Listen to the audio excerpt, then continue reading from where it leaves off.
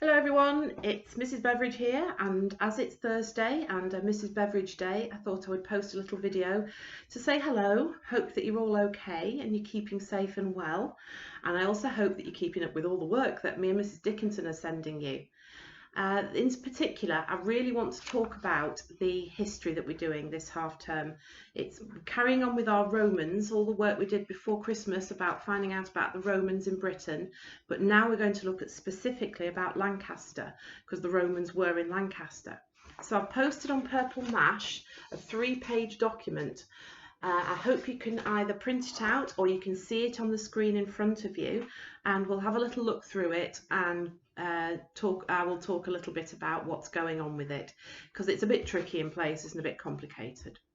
So the first thing you need to know is that before the Romans there was no Lancaster. They came along as they were heading north up the roads they were building up towards Hadrian's Wall in Scotland, clearing out all these annoying Celts and Picts who were fighting them. And they built a fort, and it's believed it was called Calonium.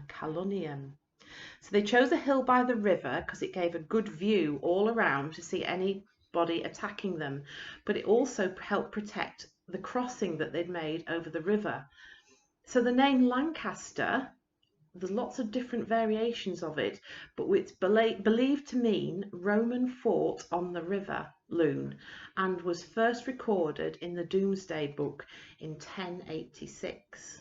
So still an awfully long time ago, but it was the Romans that created the town in the first place.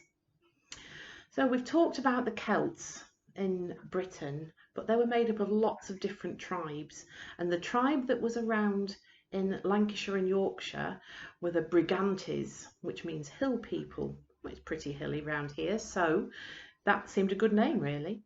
So there were a group of smaller tribes. The queen, not like Boudica was called Cartimandua, and she had a husband called Venutius. So they first thought the Roman invaders were great, and we talked about this before. They welcomed them, they traded with them, and they basically left each other alone. But Cartimandua divorced her husband, or separated from him, and he didn't like this. So we had 2 attempts to attack her tribe, and take the crown from her so he could be in charge. On the second go, he was successful, but she was rescued by the Romans. They came to her rescue. So from that time, the Brigantes, under his command, were at war with Rome. So the Romans began their war with the north of England and made their empire even bigger. The first fort they built was 72 AD, so 72 years after Christ. It was made of turf and timber. Turf is that top layer of soil that grass grows in, and timber is wood, and it was on top of the hill. They then dug big V-shaped ditches around it, so anybody trying to attack the fort would go down into the ditch and have an even bigger wall to climb, so it was a good defence. They could protect the River Lune crossing just north of them, and it was filled. The fort's garrison, as it was called, which was all the soldiers staying there, was an auxiliary cavalry unit. So cavalry means on horseback.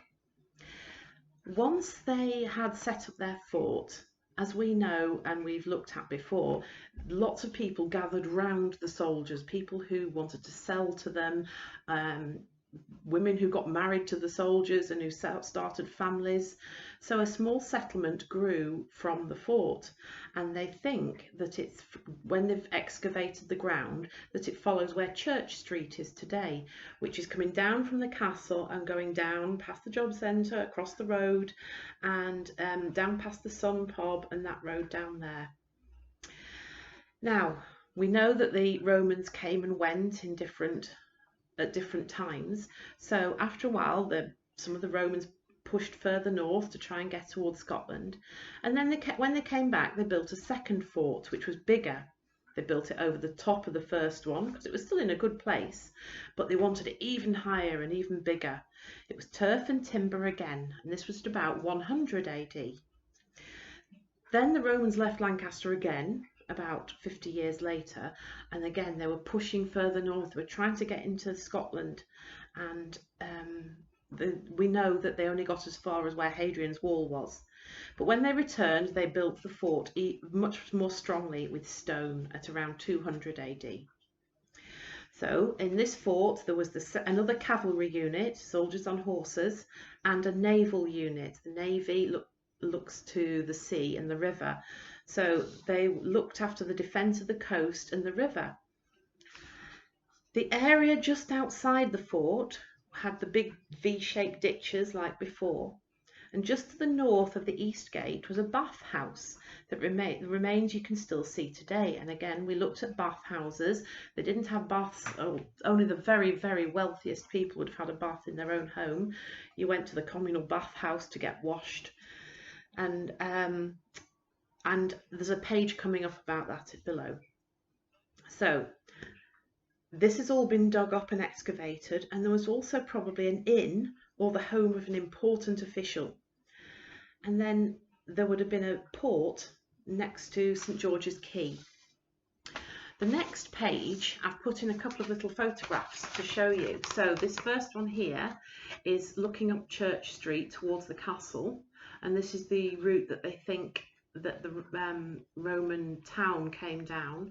And then these are the steps that lead up to the priory that are around today. I'm sure loads of you have been up there, and that is the central point of the first and second fort. So that would have, those steps, if you go to the top of there, it's like you'd be in the middle of where the first and second forts were. And the Millennium Bridge lies very close to where the Roman bridge over the Lune was. So during the time of the second fort, the town became much bigger. It would have had shops, inns, temples and houses. Most of the buildings would have been made of wood, built on stone foundations, the bits under the ground to make them stable. The main street was where Church Street now is. Branching off from Church Street was a second street, which is today Penny Street and Cheapside. From these areas, many items have been discovered and are on show in the Lancaster City Museum.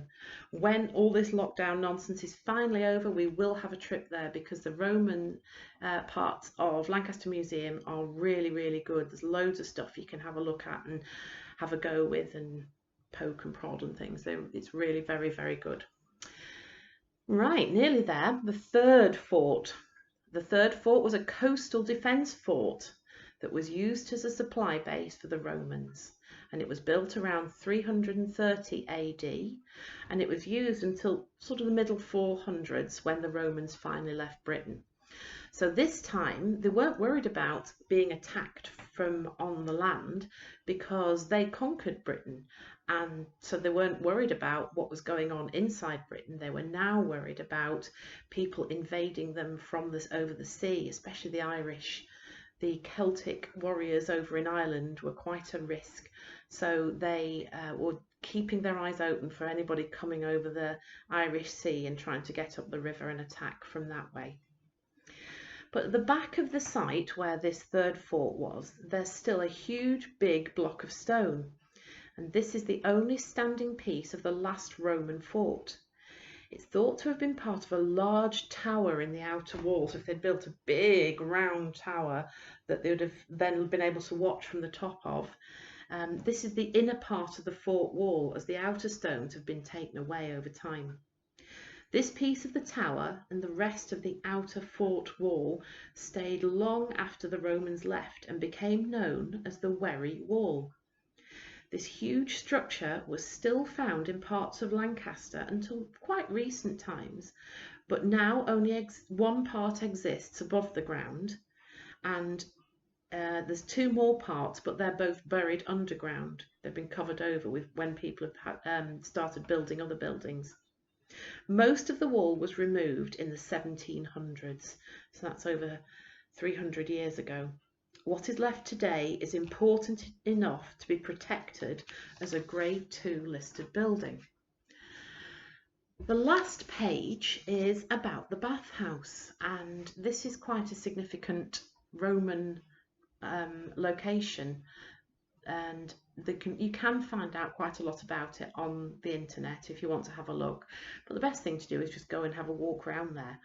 So tucked away in the corner of Vicarage Fields, just behind Lancaster Priory, are the remains of a Roman bathhouse along the Wherry Wall. When the Romans returned from trying to invade Scotland, they rebuilt the fort in stone, as I mentioned just before. At the same time, the bathhouse was built.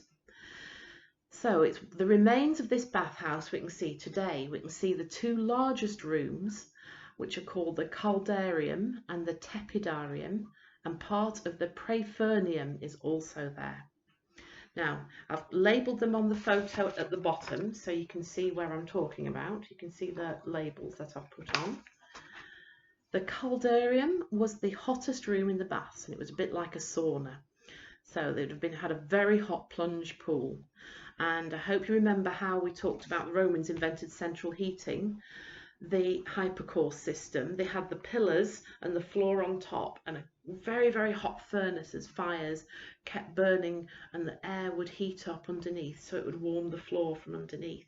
But the water in the plunge pools was also heated the same way, so it would be a very hot, steamy room. And you can see the Caldernium because you can see the pillars which held the floor up above the fires. The Tepidarium behind also had underfloor heating and was a warm room, but there was no bath in it. It was just a place to sit and relax in the warm atmosphere. I think that would have been my favourite room. And the Praefurnium is just a very small area, and that was the furnace room where the fires were lit.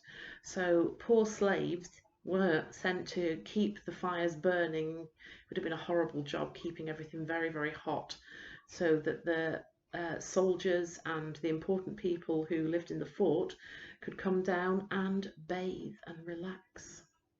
So I'm going to leave it at that for now. That's a start. Now I'm hoping that you read through that a couple of times. I am going to be asking you to do different activities based on Romans in Lancaster. Nothing too difficult, I promise, but we will be looking at them in more detail. So have a read through. If you've got any questions, email me or send me a message either via my school email or on Purple Mash, and then I can try and clear anything up. I'll do my best anyway. I don't know everything, and there isn't much documented evidence. Not a lot was always written down about these things. So I hope you found it interesting. I will be posting more things next week, and I'm also going to set you a challenge next week as well, something outdoors. So take care, hope you're all okay, and I will catch up with you very soon. Bye!